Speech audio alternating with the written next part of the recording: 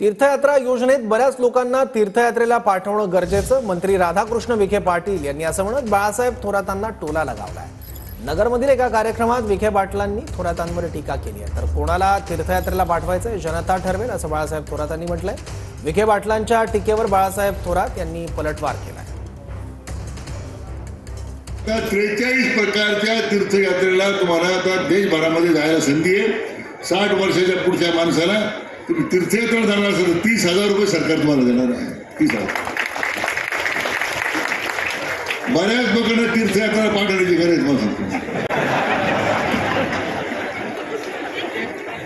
मला सांगा, मागच्या 2.5 वर्षाच्या महाविकास आघाडी सरकारमध्ये एखादी योजना त्यांनी जनतेकरता आणली